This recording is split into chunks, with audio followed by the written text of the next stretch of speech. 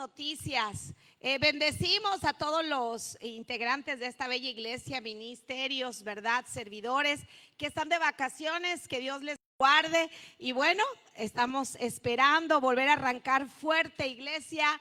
A partir de septiembre usted va a poder venir o a las 11 de la mañana o a la 1 de la tarde. Vamos a empezar, dele una ofrenda fuerte a Dios, porque Él es el que nos ayuda a tener confianza y a ser violentos, ¿verdad? Porque más gente, la Riviera tiene miles de personas que seguramente están clamando por una solución y solamente es Cristo. Si usted no tiene un grupo celular, una familia, unos amigos en Cristo, súmese a las células. Nuestras hermanas Ujieres tienen ahí la dirección y el horario que a usted le puede acomodar de acuerdo a sus funciones, su trabajo. Y bueno, queremos invitarles, ¿verdad? Esta casa hermosa aquí en la Riviera necesita que también haya servidores en el área financiera. Queremos juntar 50, ¿verdad? Inversores de reino. José de Arimatea fue un inversor de reino que puso el cuerpo de Cristo, que es la iglesia, en el lugar correcto. Y bueno, ya tenemos aproximadamente 6 o 7 inversores de reino, pero los invitamos para que formemos esos 50, ¿verdad? Porque cada mes esta casa tiene unos gastos fijos de 50,000 pesos, así que súmese a cargar este sueño de Dios también con nosotros. Ahí está mi contacto, usted me puede buscar. Y bueno, ya tenemos para este viernes una hermosa reunión mensual de mujeres. Quien no ha asistido, por favor vaya, siempre de parte de Dios va a haber algo que transforme su vida, que amplíe, ¿verdad?, su manera de pensar.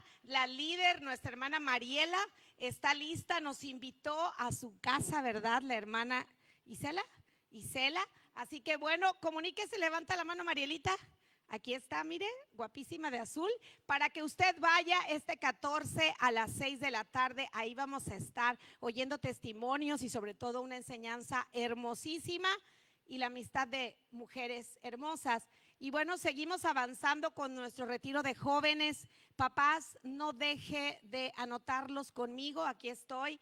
Vamos a tener un día, 24 horas con ellos. Es necesario, ¿verdad?, que ellos también tengan un encuentro personal con Cristo, que reconozcamos que también les hemos hecho heridas, que los hemos dañado, que aún cargan, ¿verdad?, maldiciones generacionales y que están en un entorno peligroso. Así que bueno, va a ser un tiempo especial donde un equipo ministerial va a trabajar con ellos. La van a pasar además muy bien aquí en el hotel, ¿verdad?, Delta, que tenemos aquí adelante, una inversión de 2,000 pesos por joven. Tiene todo incluido, su habitación, su cama para él solito, ¿verdad?, y además los alimentos y todas las actividades que hagamos en la playa. ¿Algo más? Por ahí tenemos un chorro de información. Mire lo que pasó ayer. Tuvimos la primer carrera, la primera edición de Kilómetros de Fe. Corrimos a favor del Comedor Los Reyes, que es parte de las actividades de la Fundación de la Iglesia General. 12 cestas. Y bueno, hubiéramos querido tener más corredores, pero creo que como iglesia, ¿verdad?, hicimos un trabajo. Denle una ofrenda a Dios y a todos los servidores, porque sé que Dios nos va a confiar un año más por haber hecho las cosas con tanto orden y disposición. Así que bueno, súmese la próxima vez. Vamos a hacerlo cada año, más o menos. Yo creo que vamos a hacerlo en septiembre y octubre. Ahorita mucha gente estaba de vacaciones, pero bueno, ya aprendimos un poco, ¿verdad?, de cómo hacerlo. Fue un éxito y el Comedor Los Reyes se llevó una aportación que yo sé que lo va Dios a multiplicar. ¿Algo más tenemos por ahí?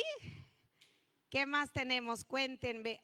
Bueno, los estamos invitando a todos los que estén bautizados y quieran servir en ballet parking, en la alabanza también. Bueno, ballet parking, hombres que sepan manejar. En la alabanza, si usted sabe tocar un instrumento o sabe cantar, ¿verdad?, busque al pastor también, ¿verdad?, al hermano Tobías en ballet parking. En Escuelita Bíblica, la hermana Claudia, si usted quiere apoyar, no necesariamente siendo titular, también tenemos bebés, ¿sabe? Y necesitamos un par de manitas para cada bebé para que sea bien cuidado. Así que servirle a Dios, Él nos paga igual a todos.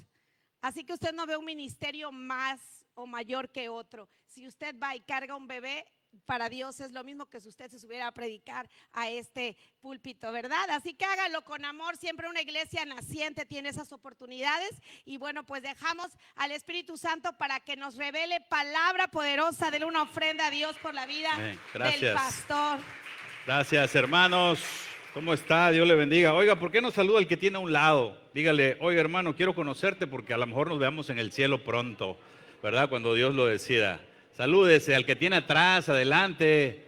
Conozca con quienes viene a compartir una tarde de la palabra de Dios. Hermano, eso me da gusto verlos sonreír, que cuando saludas sonríes y activas algo en ti. Vamos a orar, hermanos, vamos a orar, vamos a darle gracias a Dios. Padre, dígale, hermano, gracias porque estoy vivo, estoy viva. Gracias, Padre, porque hoy desayuné, hoy tengo agua, tengo un techo, tengo cama. Señor, gracias porque no padezco, Señor. Yo te pido, Señor, que me ayudes, dile, hermano, a recibir tu palabra. Yo te pido que me ayudes a hacer una tierra fértil para que esta semilla caiga en mí y dé fruto al 100%. Señor, yo te doy gracias. También bendice al que predica porque es de carne. Te damos gracias en el nombre de Jesús. Amén.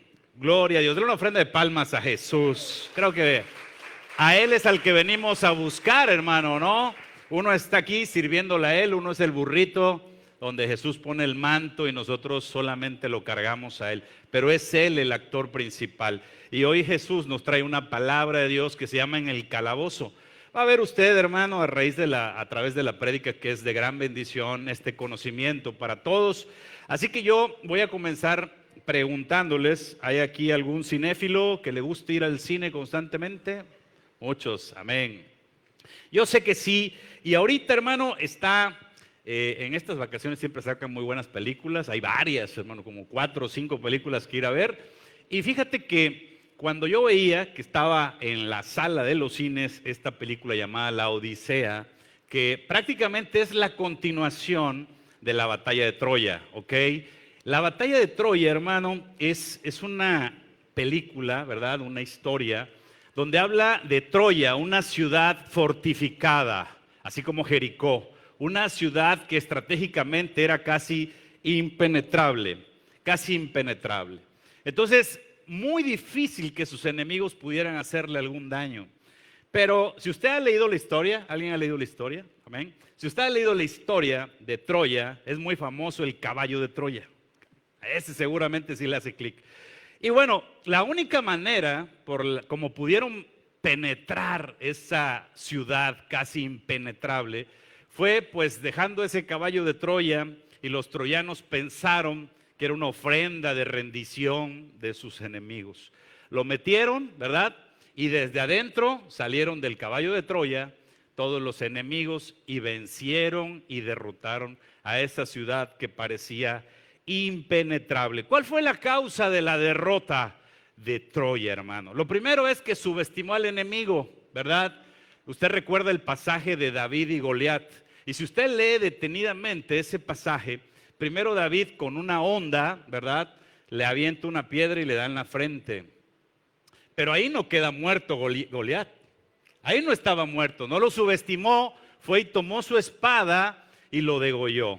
Porque esa es la forma de operar, tenemos que tener ese patrón. Y eso le pasó a este pueblo de Troya, que subestimó al enemigo y dijo, ya acabó todo, dejaron entrar. Lo segundo que pasó, hermano, y que todo esto nos sirve de experiencia, ahorita va a ver que tiene conexión con esta palabra.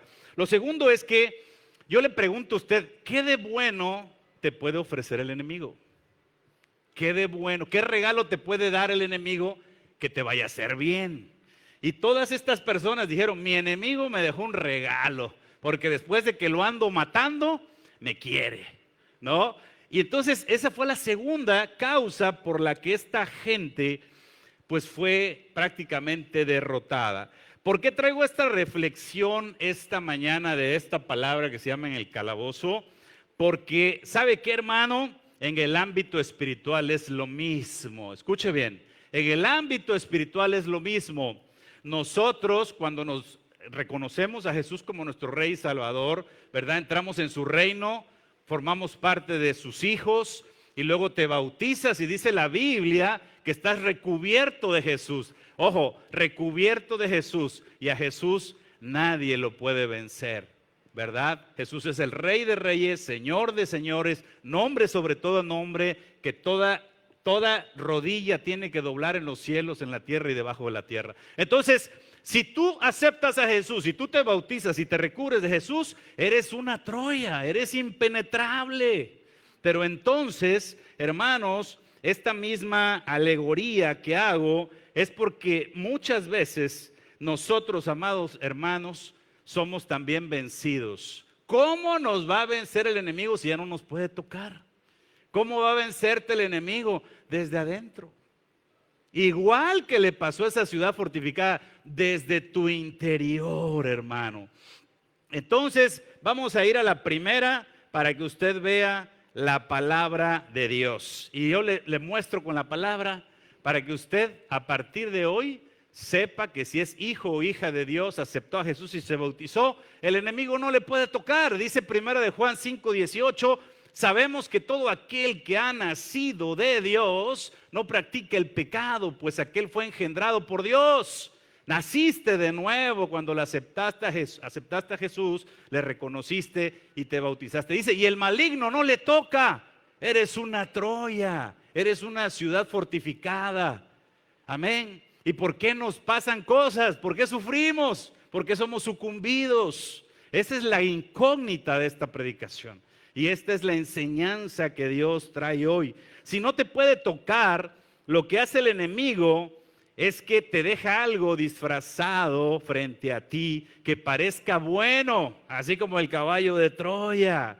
Y todas las tentaciones, siempre, nunca vas a encontrar a un demonio con cuernos para hacerte caer. Siempre las tentaciones van a parecer buenas. Siempre van a parecer buenas. Entonces, parece que a Troya le dijeron, mira qué bonito caballo te dejaron. Y sabe, yo tengo aquí una frase que tropicalicé de mi apóstol Manuel y me gusta mucho. Estos 3 pasos tienen que ver con la prédica. Si tú lo piensas en tu mente, si tú lo piensas que algo es posible, le das lugar en tu mente. Es decir, desde que llega algo dices, pues ¿qué tiene de malo, no? Ya le das lugar en tu mente. Lo segundo es, si lo llamas, es decir, si lo declaras ya, o sea, lo declaras con tu boca, entonces viene y baja a tu corazón. Y lo tercero, hermano, es que si lo crees, se cristaliza, se vuelve realidad. Entonces, eso aplica para todo. Pero prácticamente esa es la forma de operar del enemigo. No te puede tocar, pero lleva a tu mente pensamientos que luego bajan a tu corazón y luego de tu corazón salen. Y tú declaras algo que te puede estar dañando. Mente, hermano, corazón y realización.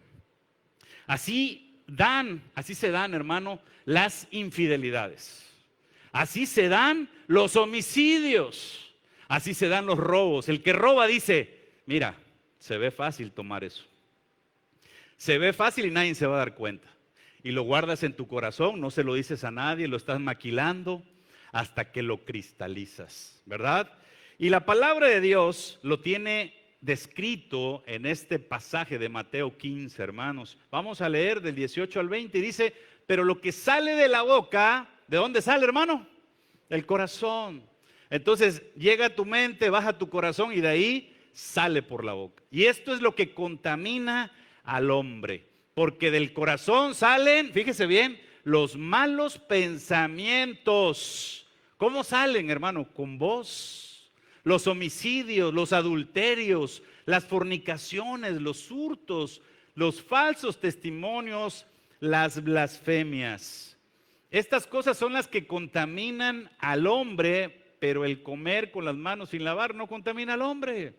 Entonces, vea cómo por aquí pasa, llega al corazón y salen. Todo eso que usted leyó es algo conforme trabaja el enemigo.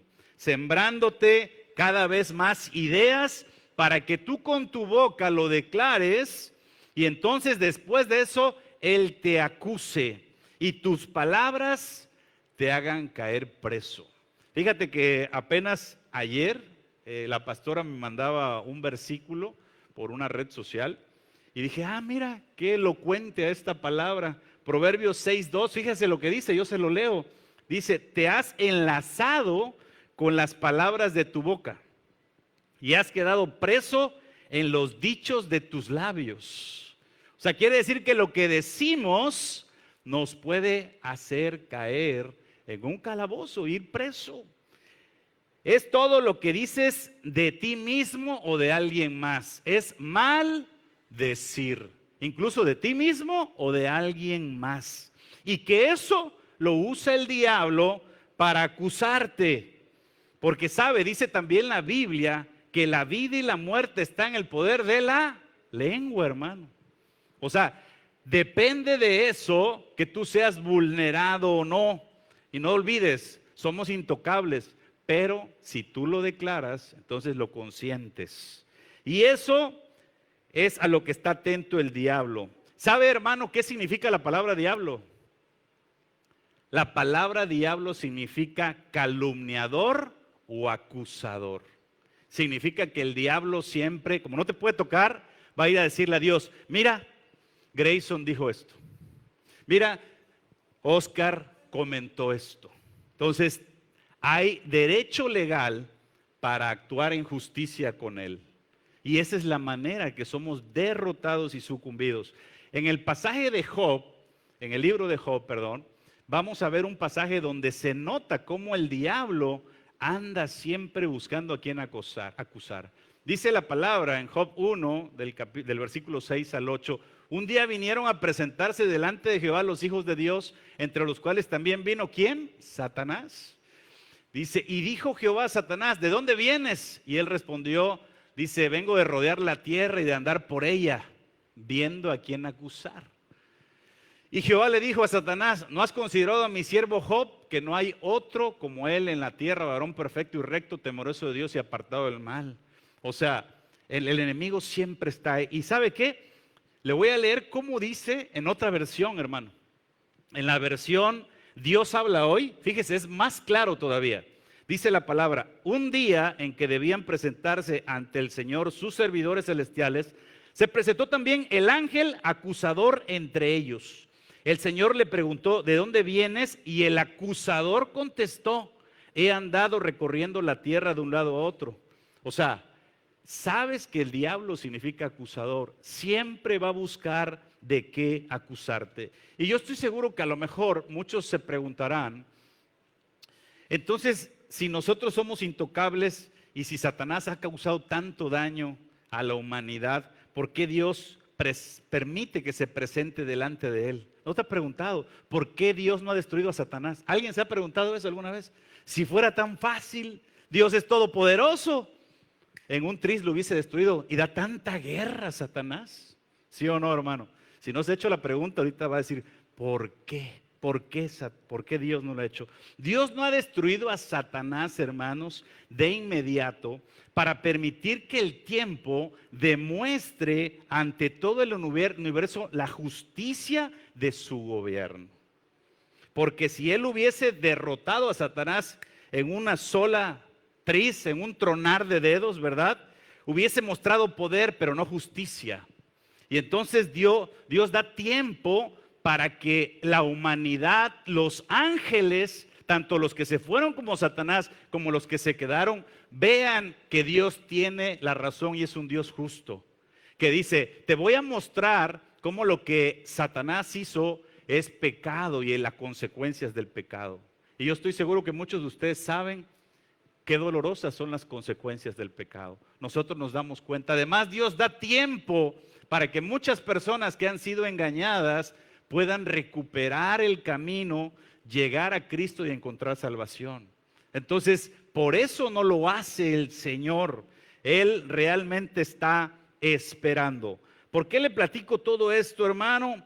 Porque quiero que vea que Dios es un juez justo. Amén. ¿Quién dice amén? Incluso es justo con Satanás. Es justo porque su reino es de justicia.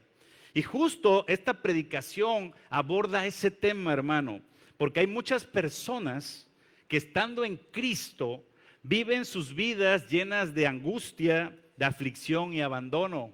Tal vez en otra iglesia, aquí no. Pero hay muchas personas que viven así, como alguien que se encuentra en un calabozo, encerrado, sentenciado de por vida a estar ahí. ¿Por qué se la viven esas personas ahí? Se la viven pagando sus consecuencias, las consecuencias de sus errores, ¿verdad?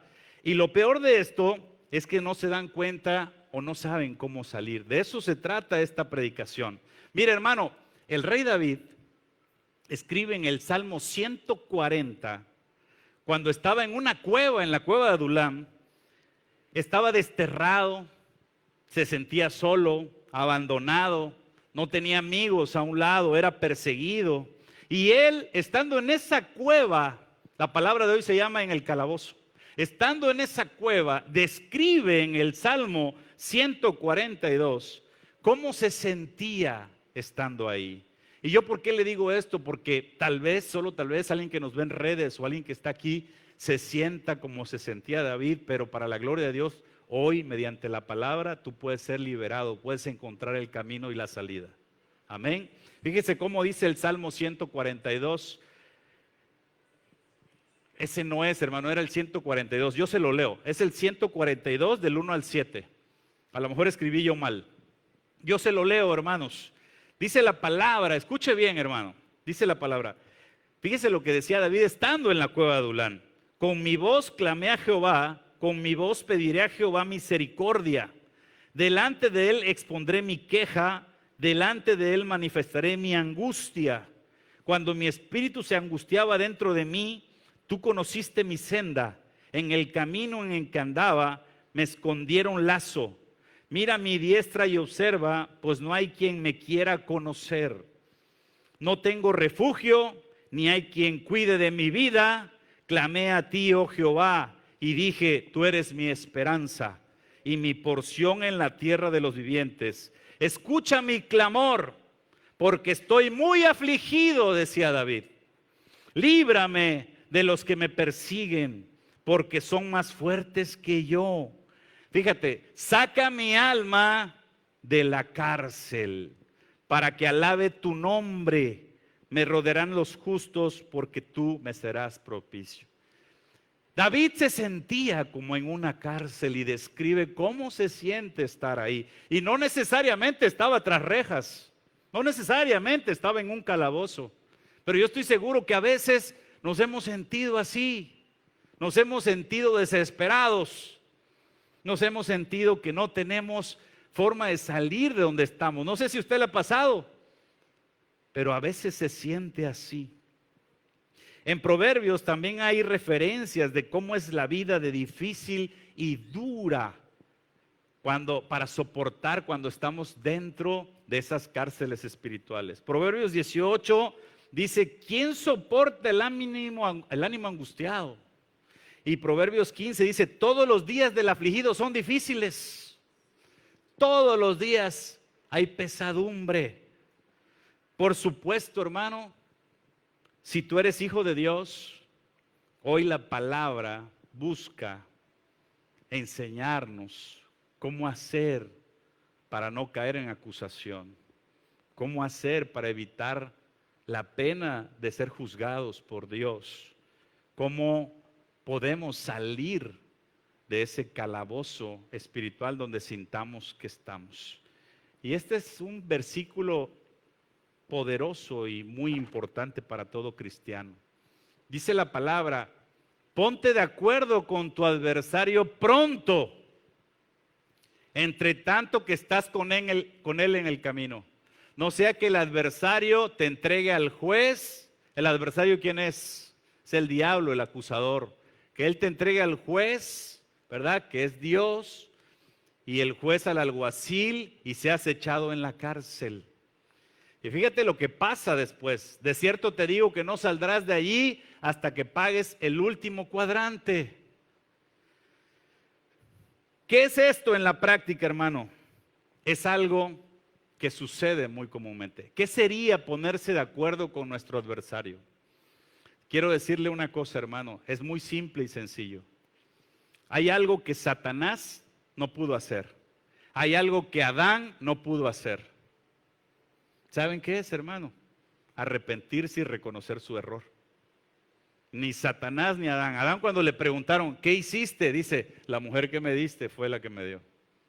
En lugar de haber dicho, me equivoqué, lo reconozco, fallé.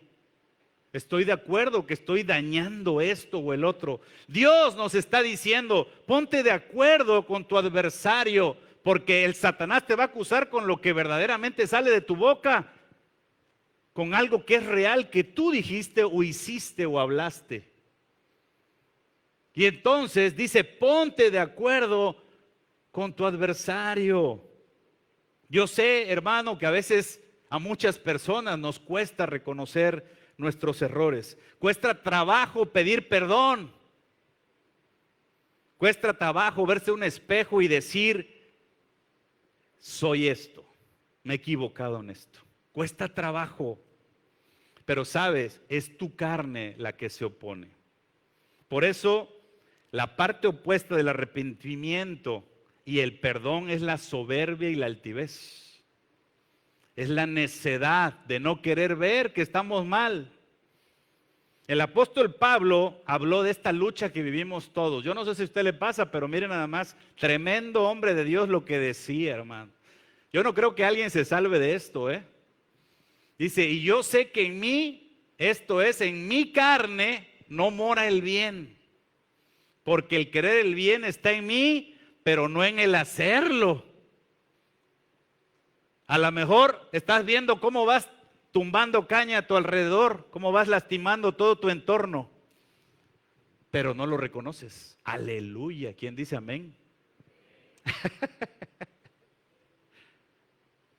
Pasa, él dice, porque el querer está en mí, pero no puedo hacerlo. Oiga, hermano, aquí no vengo a acusarlos.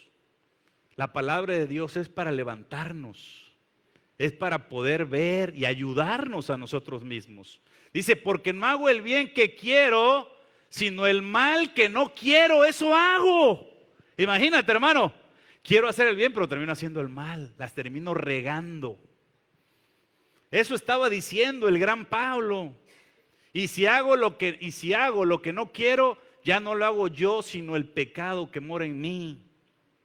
Quiero decirte, amado hermano, que ponerse de acuerdo con el adversario para no caer en el castigo, de verdad es que seamos humildes en aceptar nuestros errores.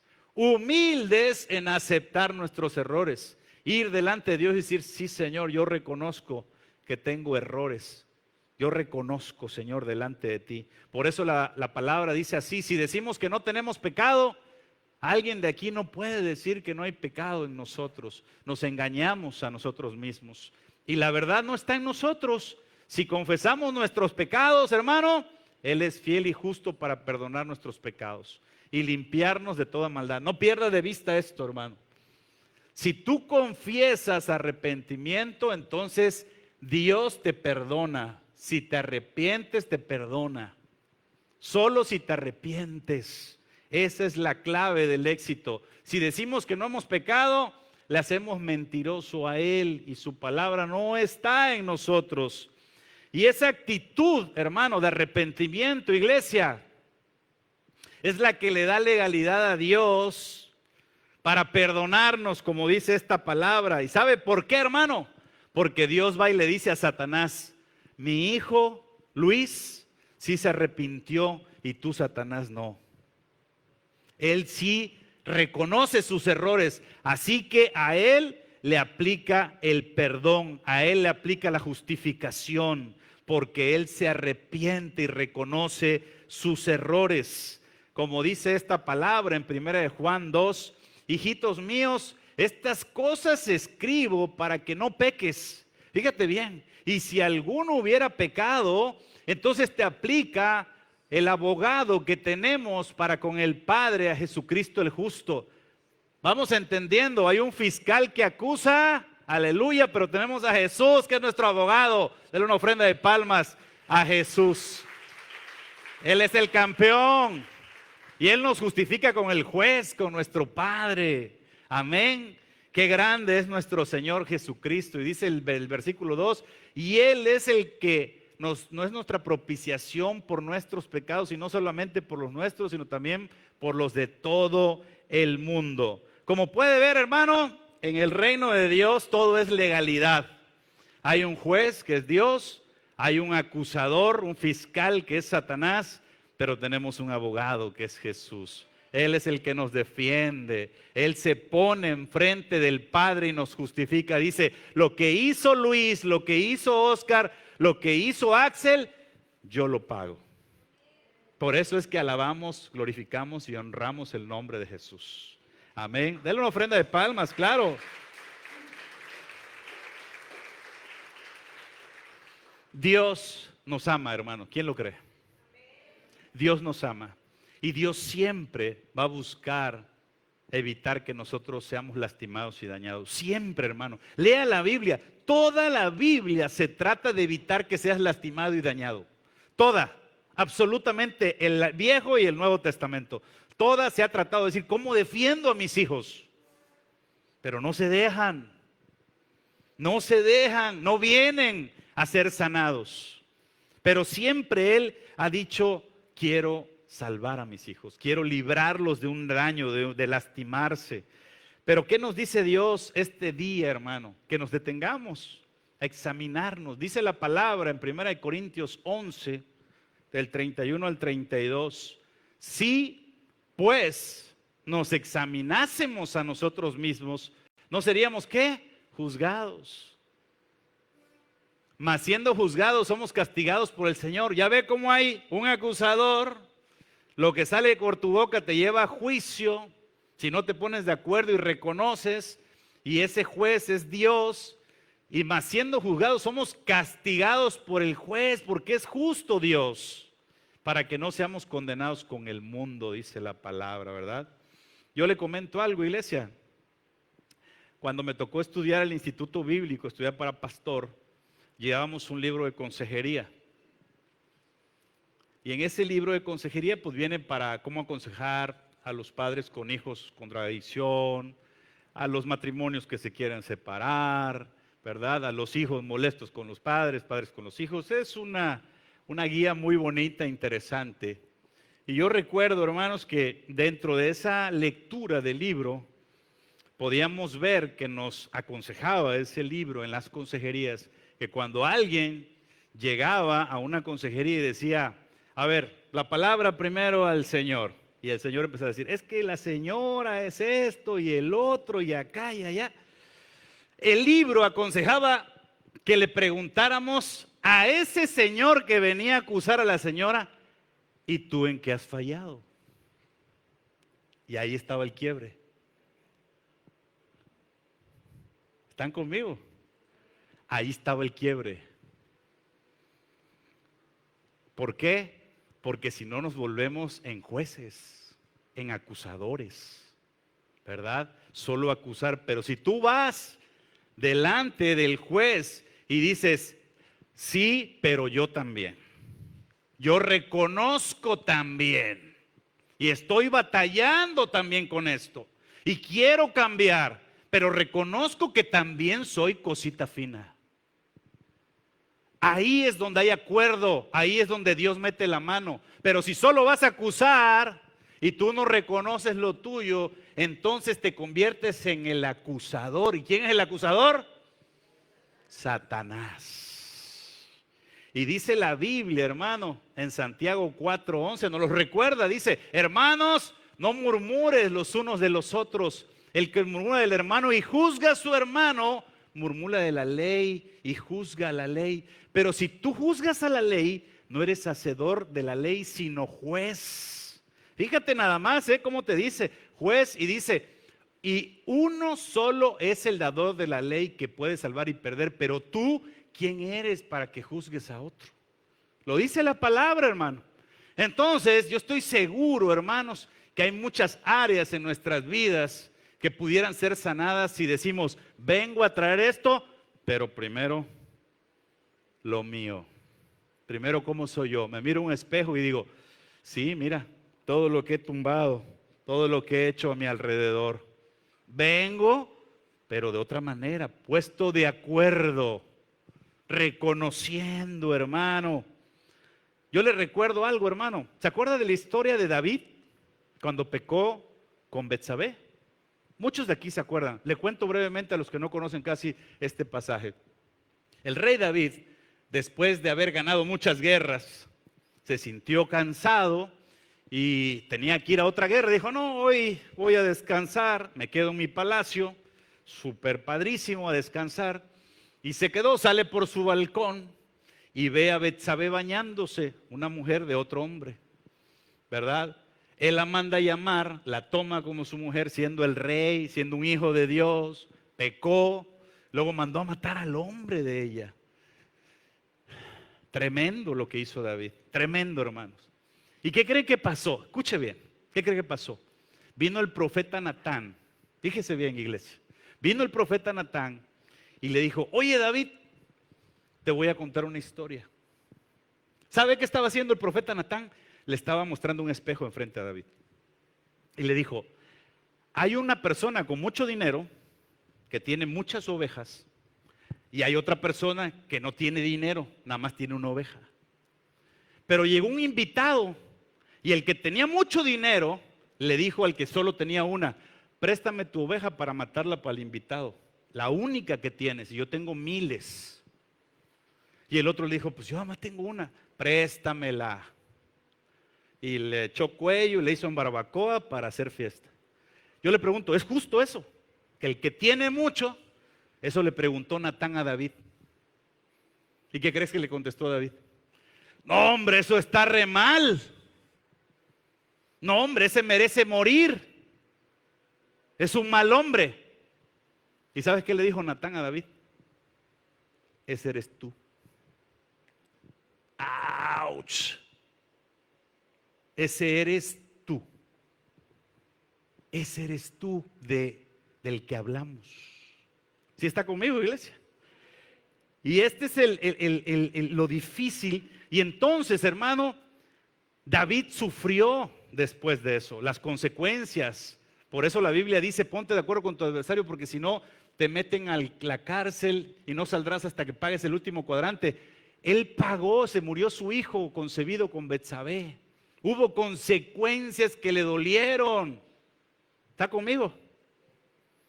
Y después de la lección aprendida, fíjese bien, hermano, después de la lección aprendida, David escribe el Salmo 32. Y fíjese lo que ahora escribe David. Espero que sea para ti también, hermano. Que Dios hable a tu vida. Fíjese cómo cambió después David. Dice, mientras callé, se envejecieron mis huesos. En mi gemir todo el día. Eso le pasa a las personas que no ven sus errores. Porque de día y de noche se agravó sobre mí tu mano. Estaba en un calabozo pagando hasta el último cuadrante David. Y él lo entendió y dijo, wow. Se volvió mi verdor en sequedades de verano, Selah. Mi pecado te declaré, que eso es lo que yo les digo. Cuando él reconoció y no encubrí mi iniquidad, dije, confesaré mis transgresiones a Jehová y tú perdonaste la maldad de mis pecados. David estaba diciendo, cuando callé, cuando no reconocí mis errores, sufrí. Pero cuando declaré mi pecado, cuando confesé mis errores, entonces fui perdonado. Amén. Gloria a Dios. Denle una ofrenda de palmas a Él. Si, de acuerdo a lo que hemos platicado, hermano, de esta situación de sentirse como en un calabozo, si tú consideras que estás pasando un momento similar, yo te invito a que veas cómo dice la Biblia que podemos salir, hermano. Es una historia muy bonita y yo quiero que la veas con esta connotación de esta prédica. Yo estoy seguro que la has visto muchas veces, pero te vas a dar cuenta cómo Dios nos enseña mediante este pasaje de Pablo y Silas en la cárcel, ¿Cómo salieron ellos? Vamos a leerlo, hermano. Hechos 16, del 23 al 26, dice: después de haberles azotado mucho a Pablo y a Silas, los echaron en la cárcel, mandando al carcelero que los guardase con seguridad, el cual, recibido este mandato, los metió en el calabozo de más adentro. La prédica de hoy se llama En el calabozo. A Pablo y a Silas lo mandaron al calabozo de más adentro. El de más abajo era el peor, ¿verdad? Y les aseguraron los pies todavía con el cepo, la cadena al tobillo. O sea, estaban en la cárcel más profunda. Y yo le voy a hacer una referencia histórica o cultural. ¿Por qué cree que hace referencia al calabozo de más adentro? ¿Sabe? Porque era el peor, y le explico por qué. Porque en esa época, hoy las cárceles son diferentes, incluso la vida es diferente, hay drenajes. Pero en esa época no había drenaje. Entonces, la cárcel de más abajo, todo le escurría. Era la peor. ¿Sí está entendiendo que era lo peor? Entonces, lo meten ahí y todavía le aprietan el tobillo con una cadena, ¿verdad? Y entonces, dice que a medianoche, orando Pablo y Silas, ahí está la salida, hermano. Orando Pablo y Silas, y la segunda salida, y cantando himnos a Dios, y los presos oían. ¿Eso qué es? Actitud. Es decir, ya sé que estamos aquí adentro, pero no me voy a apachurrar. Ya sé que estoy pasando algo, pagando mis consecuencias, pero sé que puedo salir adelante. Dios me abre las puertas para poder salir adelante. Y dice: entonces sobrevino de repente un gran terremoto, de tal manera que los cimientos de la cárcel se sacudían. Y al instante se abrieron todas las puertas y las cadenas de todos se soltaron. Yo le recuerdo cómo termina este pasaje bíblico. ¿Usted se acuerda, hermano? ¿Cómo termina este pasaje bíblico? Mire, este pasaje bíblico termina que cuando se abren las cárceles, el carcelero, el que tenía la responsabilidad de cuidar esas cárceles, se asombró y pensó que se habían ido y a él lo iban a matar. Y se quería matar él, porque dije, pues era terrible que se le fueran los presos. Y Pablo le dice: espérate, cálmate, no te mates. Y entonces aquí viene lo bonito de la enseñanza. El carcelero le dice: ¿cómo puedo hacer para ser salvo? Eso es lo que le dice el carcelero a Pablo. ¿Qué puedo hacer para ser salvo? Pero iglesia, si usted está conectado conmigo en esta prédica, yo le pregunto, ¿qué era lo que verdaderamente ese hombre estaba pidiendo?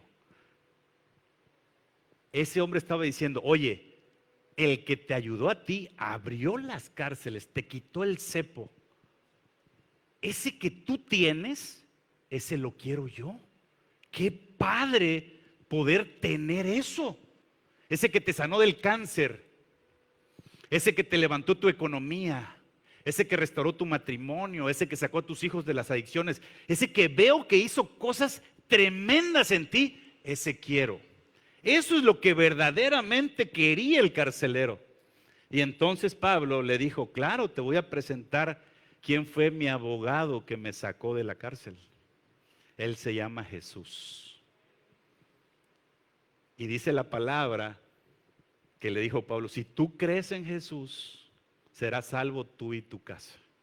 Si tú crees en Jesús, podrás salir de todo aquello en lo que te metiste, de todo aquello que tu boca te llevó a pagar consecuencias. Si tú crees en Jesús, serás salvo tú y tu casa. Cuando la gente ve a Dios manifestarse en ti, iglesia, va a querer lo mismo que tú tienes. No sé si le ha pasado, pero hay gente que ve y dice: wow, oye, yo veo que tienes paz, aunque no tengas dinero. Yo veo que sales adelante de tus problemas. ¿Cómo le haces para tener eso? Quiero de eso, como el carcelero. Y sabe una cosa, hermano, Pablo le estaba diciendo: tengo aquí la solución, porque Jesús, hermano, fue enviado para que todos fuéramos libres. Dice la palabra en Isaías, si me ayudas, hermano, en Isaías 61:1, el Espíritu de Jehová el Señor está sobre mí. Ahí era Jesús hablando. Fíjese bien, hermano, porque me ungió Jehová, me ha enviado a predicar buenas nuevas a los abatidos, a vendar a los quebrantados de corazón, a publicar libertad a los cautivos, a publicar libertad a los cautivos y a los presos, apertura de la cárcel. Dios mandó a Jesús para liberarnos. Todos aquellos que estén pasando una situación complicada, tenemos abogado, tenemos a Jesús. Él es el que nos puede ayudar a salir de todo. ¿Quién dice amén? Termino con esto, iglesia. Alguien que está en un calabozo es alguien que se encuentra privado de su libertad, abandonado, porque en ese estado, cuando estás tronado, casi nadie te quiere visitar. Dice por ahí coloquialmente que en la cárcel y en el hospital solo los amigos, ¿verdad? Pocos. Se reduce el número de personas que puede tenderte la mano cuando estás en una situación complicada. Yo estoy seguro, hermanos, que así como Pablo, hay muchas personas que a lo mejor han pagado mucho en su vida por sus errores, porque seguramente en su privacidad digan, siempre la riego y no sé por qué. Trato de hacer bien las cosas, pero termino regándola. Quiero recordarte que al igual que el carcelero, tener a Jesús es lo mejor que te puede pasar, porque Él es el que nos puede sacar del calabozo. Dios mandó la solución en la persona de Jesús, y la solución nos dice qué hacer, hermanos. Mateo 11, del 29 al 30, yo te lo leo, no lo traje para proyectar, pero te leo qué dice Mateo 11. Dice, llevad mi yugo sobre vosotros. Y fíjate lo que dice Jesús, y aprended de mí, escucha bien, que soy manso y humilde de corazón. Fíjate bien, eso tiene mucho que ver. Y hallaréis descanso para tu alma, porque mi yugo es fácil y ligera es mi carga. ¿Qué dice Jesús que hagamos? Que seamos humildes y mansos. ¿Por qué, hermano? Porque necesitas humildad para reconocer lo que somos, lo que hacemos, para que no vivamos la vida pagando las consecuencias dentro de un calabozo, solo, lleno de aflicción y sufrimiento. Y yo te digo algo, hermano, ¿por qué Dios, por qué Jesús decía, aprende de mí y sé manso y humilde?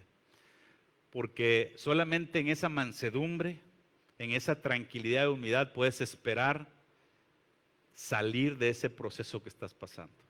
Por eso el rey David escribe este Salmo 40, que con esto terminamos.